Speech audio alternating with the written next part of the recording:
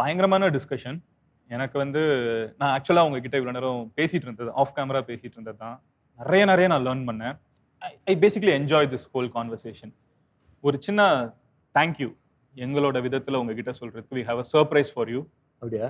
யா, உங்க கூட அதிகமா பார்க்கப்பட்ட ஒரு நபரை வந்து we are going to bring in surprise guest. நானே போய் கூப்பிட்டு வரேன் உங்களை.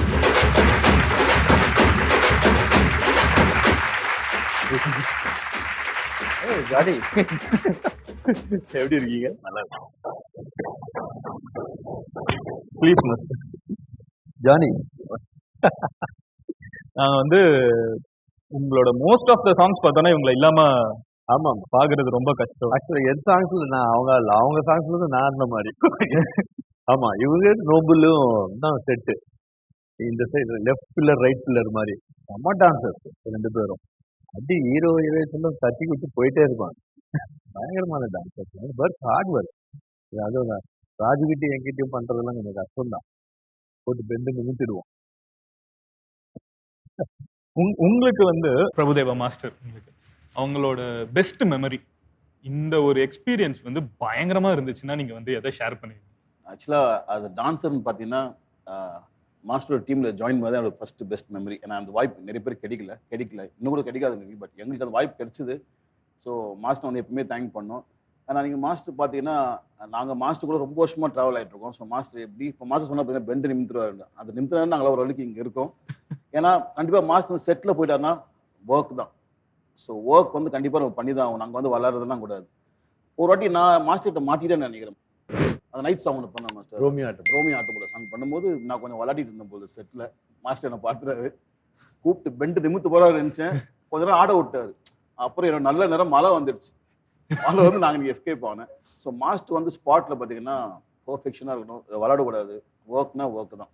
ஸோ மாஸ்டரோட பண்ணும்போது நீங்கள் நிறைய பேரை பார்த்துருக்கலாம், அவங்க டான்ஸோட வராது. பட் மாஸ்டர் வந்து அவர் என்ன நினைக்கிறாரோ அவங்க வர வச்சுட்டு அதை அவங்ககிட்ட காட்டுவார். அவங்களுக்கு சொல்ல மாஸ்டர் என்ன முடியல மாஸ்டர், கண்டிப்பாக உங்களுக்கு முடியும்.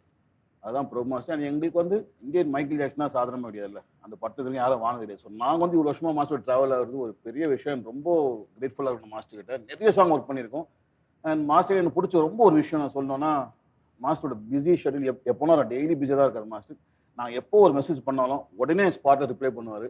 அண்ட் இப்போ நான் கூட ஒரு டிவியில் ஒரு ஷோ ஒன்று பண்ணியிருந்தேன், ஒரு ஜட்ஜாக பண்ணியிருந்தேன். மாஸ்டர் கேட்டிருந்தேன், மாஸ்டர் இது மாதிரி ஒரு ஷோ பண்ணுறோம் மாஸ்டர், ஸோ உங்கள் பைக்ஸ் தான் கொஞ்சம் கொடுங்க மாஸ்டர். உடனே மாஸ்டர் எங்கே ட்ராவல் பண்ணிருக்காரு, காரில் போயிட்டு உடனே வாய்ஸ் மெசேஜ் போட்டார்.